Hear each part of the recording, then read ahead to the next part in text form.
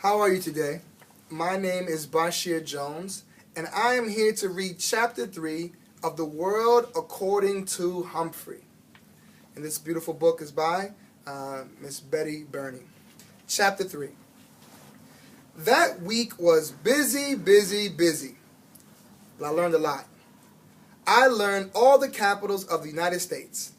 I didn't say I remember them all, but I learned them all. I learned how water changes from solid to liquid to gas. I learned how to subtract fractions. I learned something else, something very weird. That there are two Miss Brisbanes. Now, I thought one Miss Brisbane was one too many. The first Mrs. Brisbane is a good teacher, just like Aldo said. She's better than Miss Mack was at getting AJ to lower his voice. She's better at getting Heidi to raise her hand before she blurts something out loud. Of course, nobody could get Speak Up Saya to raise her hand or to blurt anything out loud. Saya is so quiet and gentle. She never gives an answer. If the teacher calls on her, she stares down at her desk without saying a word. But when it's Saya's turn to clean my cage and feed me, man, she holds me in her hands so gently.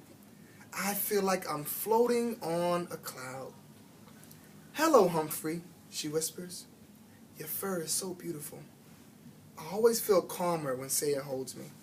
She's so nice. I wish Mrs. Brisbane would leave her alone.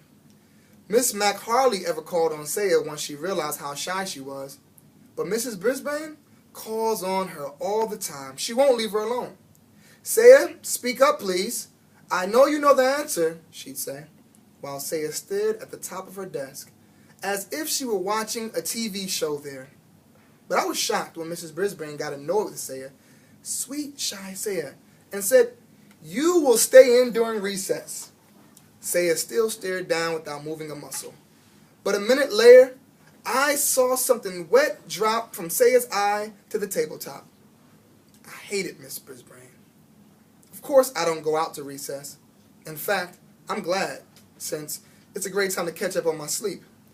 So I was there when Mrs. Brisbane talked to Saya, and I was all ready to squeak up on her behalf, if necessary. Mrs. Brisbane brought a stack of papers to the table and sat down across from Saya.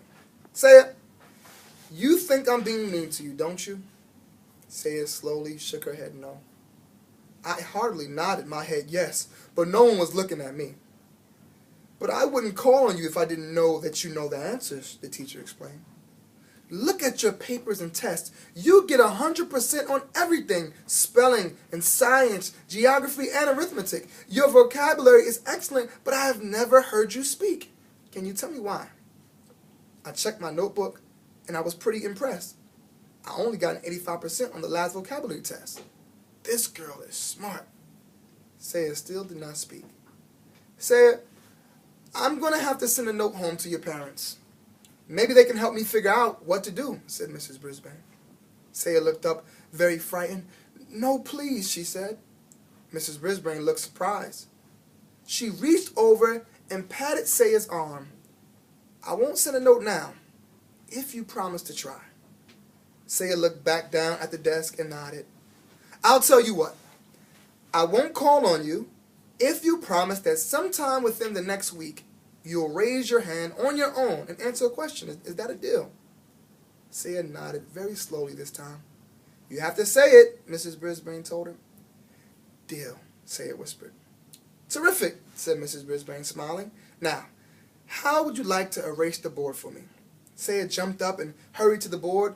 All the students in room 26 liked to erase the board for some reason. Mrs. Brisbane was sure hard to figure out. She hadn't been mean to Saya at all. She just did what a teacher is supposed to do. I like this Mrs. Brisbane.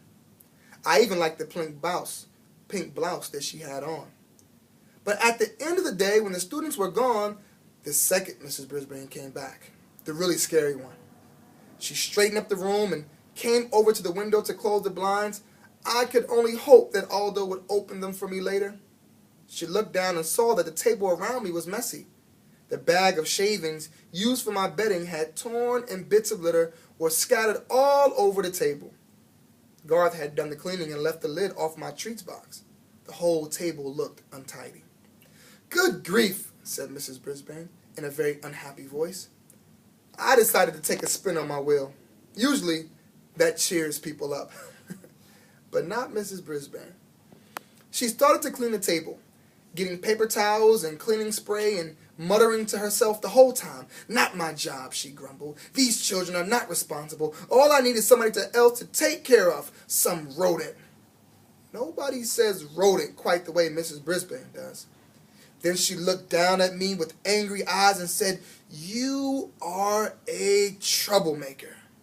And somehow, I'm going to get rid of you. Then she grabbed her purse and her papers and stormed out of room 26. For once, I didn't mind being left alone.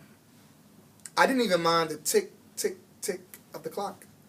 I was just glad that the second Mrs. Brisbane was gone. I was worried about what she said, but I kept my mind occupied by practicing my vocabulary words until the light was completely gone. If Saya got 100% correct, why couldn't I? Then I sat and waited. Suddenly, bright lights blinded my eyes as the door swung open and a familiar voice roared, "Never fear, Aldo's here."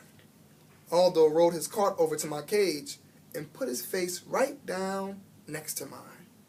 "How's it going, Humphrey?" he asked. I tried squeaking out my story, but Aldo didn't quite catch what I was saying. "Whoa, pal, something's got your tail in a tizzy." "Well, this should cheer you up." Aldo reached into a brown paper bag, pulled something out, and dangled it in front of my cage.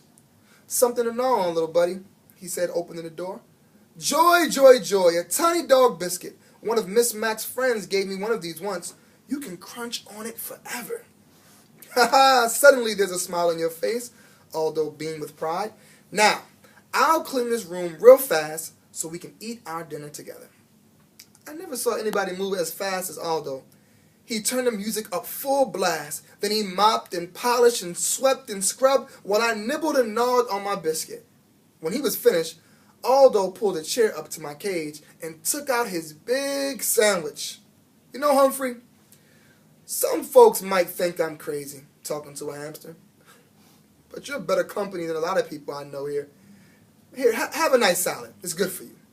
He tore off a tiny piece of lettuce and pushed it through the wires of my cage. "Thank you," I squeaked.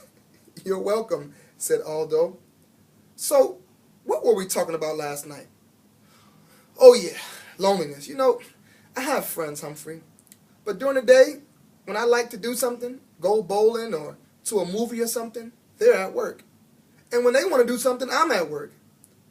Of course there's the weekend, but I usually see my family, My brother and his family, my nieces and nephews. I got a big family." Suddenly, Aldo bopped the side of his head with the palm of his hand. "Whoa, Humphrey, I never told you. My nephew, he's in your class. Richie Rinaldi. He sits over there." He pointed to the far side of the room. "He always has the neatest desk in the class. He'd better, or he'll hear from his uncle. Do you know him?" "Of course," I squeaked. "Repeat that, please, Richie." "One of the nicest boys in the class." But he mumbled a lot and usually had to repeat something 2 or 3 times to be understood. Aldo crunched his bag and tossed it into his trash can. "Well, I'm out of here. They got a frog in room 16. He's not good company like you are. He sings nice, though." "Sing? I'll sing for you, Aldo," I thought. Squeak, squeak, squeak. "Don't worry. I don't like him nearly as much as you, my friend," Aldo said. He opened the blinds to let the light in. Just as he was going out the door, Aldo said, "See you next week, Humphrey." Next week? A cold chill came over me. Tomorrow was Friday. When Miss Mac was in the room 26, she took me home for the weekend. But if Mrs. Brisbane didn't take me home, I'd have 2 very long days and nights with no one, not even Aldo, to feed me or chat with me. Even worse, what if Mrs. Brisbane did take me to her house? What fate would await me there? I had plenty to keep me busy the rest of the night, worrying about Mrs. Brisbane and how she planned to do away with me. Miss Mac, please come back. Tip 3. Hamsters enjoy a change in routine. Among their favorite activities are eating, grooming themselves, climbing, running, spinning, taking a nap, and being petted. Chapter 3 of The World According to Humphrey.